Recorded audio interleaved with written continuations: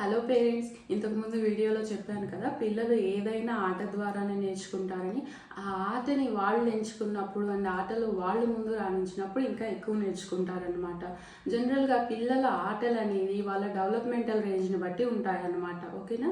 And వాళ్ళ తెలివి కూడా అదే రేంజ్లో ఉంటుంది. ఈ ప్లే స్కిల్స్, కాగ్నిషన్ ఏ రేంజ్లో అయితే ఉంటాయో వాళ్ళ లాంగ్వేజ్ కూడా అదే రేంజ్లో ఉంటుందన్నమాట.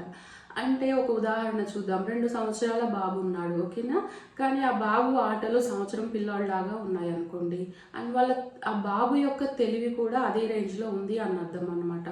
అండ్ ఈ రెండు సంవత్సరం పిల్లాడిలాగా ఉన్నాయంటే ఆ బాబు యొక్క లాంగ్వేజ్ కూడా సంవత్సరం పిల్లాడిలాగే ఉంది అని అర్థం అనమాట. ఓకేనా?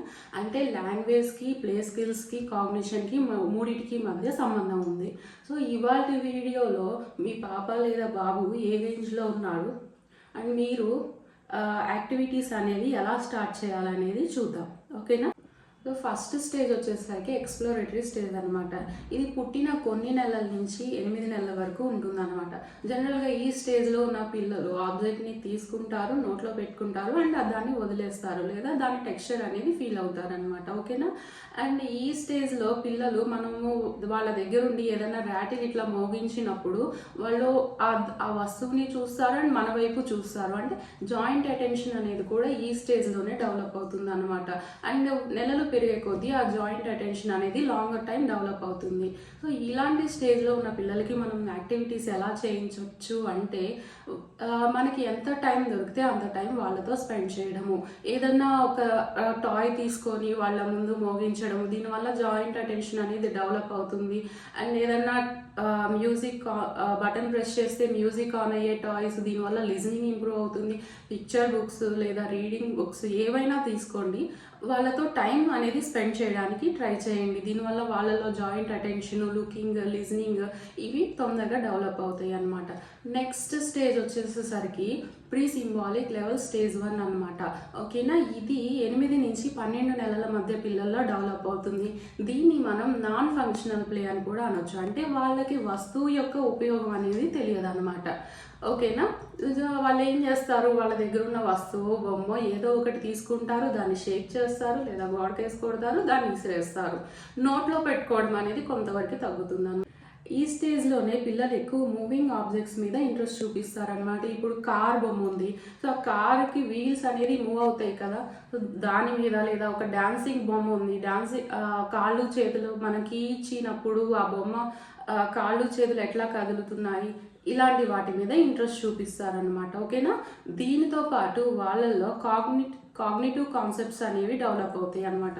ఈ కాగ్నిటివ్ కాన్సెప్ట్స్ అంటే ఏంటంటే object permanence, means to an end and cause and effect అనమాట. ఆబ్జెక్ట్ పర్మనెన్స్ అంటే ఒక వస్తువు ఉంది, వాళ్ళకి నచ్చింది లేదా రోజు చూసేది, ఆ వస్తువు అక్కడ లేదు ఆ రోజు అంటే వాళ్ళు దానికోసం వెతకడం మొదలు పెడతారు అనమాట. ఓకేనా? దీన్ని మనం ఆబ్జెక్ట్ పర్మనెన్స్ అంటాం. మీన్స్ టు ఎన్ ఎండ్ అంటే ఏదైనా చేస్తే వాళ్ళకి ఏదైనా దొరుకుతుంది.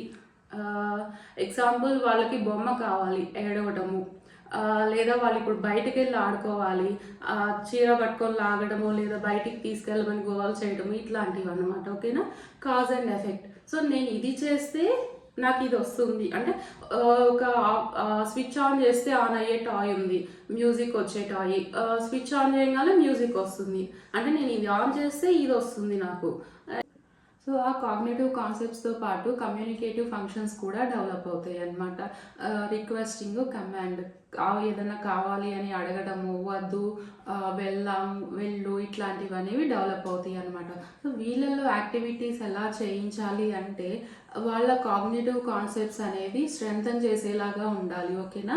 సో ఏదైనా ఒక వస్తువు తీసుకోండి, దాన్ని దాచిపెట్టండి, బాబు దాన్ని వెతికేలాగా చేయడము, ఏదన్నా టాయ్ ఆపరేట్ చేసే టాయ్ సౌండ్ బటన్ ప్రెస్ చేయగానే టాయ్ ఆన్ అవ్వాలి, సౌండ్ రావాలి, లేదా డాన్స్ చేయాలి, ఇట్లాంటి టాయ్స్ తీసుకోండి. బుక్స్ రీడ్ చేయడము, పిక్చర్ కార్డ్స్ యూజ్ చేయడము, సింగింగ్, రైమ్స్ పాడడం, ఇలాంటి ఏ యాక్టివిటీ అయినా మీరు యూజ్ చేయొచ్చు. ఇక్కడ మెయిన్ గోల్ ఏంటంటే వాళ్ళ కాగ్నిటివ్ కాన్సెప్ట్స్ అనేవి స్ట్రెంథన్ అవ్వాలి, దాంతోపాటు రిక్వెస్టింగ్, కమాండ్ అనేది డెవలప్ అవ్వాలన్నమాట. ఓకేనా? నెక్స్ట్ స్టేజ్ వచ్చేసి ప్రీ సింబాలిక్ స్టేజ్ 2 అనమాట. ఇది 12 నుంచి 17 నెలల మధ్యలో డెవలప్ అవుతుంది అనమాట. ఓకేనా? ఈ స్టేజ్ని మనం బిగినింగ్ ఆఫ్ ఫంక్షనల్ ప్లే అని కూడా అనొచ్చు. అంటే వాళ్ళు వస్తువుని కరెక్ట్గా వాడడం తెలుసుకుంటారనమాట ఈ స్టేజ్లో. వస్తువుని కరెక్ట్గా వాడడం తెలుసుకోవడంతో పాటు కొత్తగా వస్తువుని ఎలా ఆపరేట్ చేయాలనేది కూడా నేర్చుకుంటారనమాట. ఈ స్టేజ్లో కాగ్నిటివ్ కాన్సెప్ట్స్ అనేవి ఇంకా స్ట్రెంథన్ అవ్వడంతో పాటు కమ్యూనికేటివ్ ఫంక్షన్స్ అనేవి ఇంకా ఎక్కువగా డెవలప్ అవుతాయి అనమాట.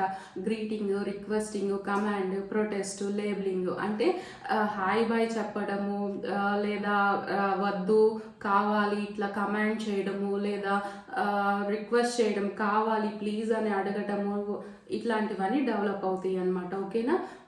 ఈ స్టేజ్లో పిల్లలు టాయ్ అనేది ఆపరేట్ చేయడం రాకపోతే వాళ్ళు పెద్దవాళ్ళకి ఇచ్చి ఆపరేట్ చేయమని అడుగుతారనమాట. ఓకేనా. సో ఈ స్టేజ్లో మనం యాక్టివిటీస్ ఎలా చేయాలి అంటే వాళ్ళ కాగ్నిటివ్ కాన్సెప్ట్ స్ట్రెంథన్ చేయడంతో పాటు వాళ్ళ కమ్యూనికేటివ్ ఫంక్షన్స్ అనేది డెవలప్ చేయాల్సి ఉంటుంది అనమాట. ఓకేనా. యాక్టివిటీస్ విషయానికి వస్తే జనరల్గా ఈ 13 నుంచి 17 నెలల మధ్యలో పిల్లలు ఏదన్నా ఆట ఆడుతున్నప్పుడు దాన్ని బట్టి వాళ్ళు పదాలు అనేది పలుకుతారనమాట. సో వాళ్ళ వొకాబులరీ అనేది కూడా మనము స్ట్రెంథన్ చేయాల్సి ఉంటుంది. అంటే కాగ్నిటివ్ కాన్సెప్ట్ స్ట్రెంథన్ చేయాలి, వాళ్ళ వొకాబులరీ అనేది బిల్డ్ చేయాలి, కమ్యూనికేటివ్ ఫంక్షన్స్ మీద వర్క్ చేయాల్సి ఉంటుంది అనమాట. ఓకేనా.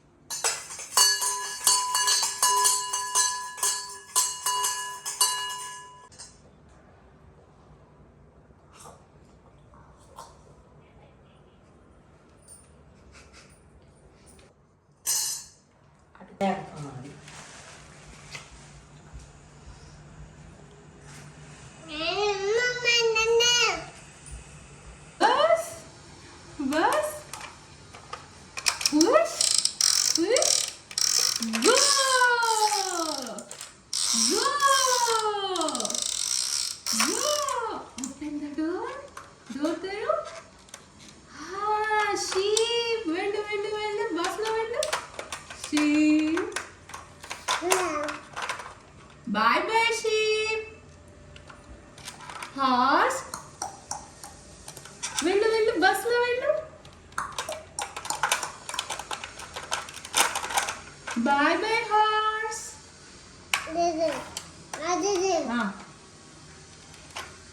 Quack quack. Duck.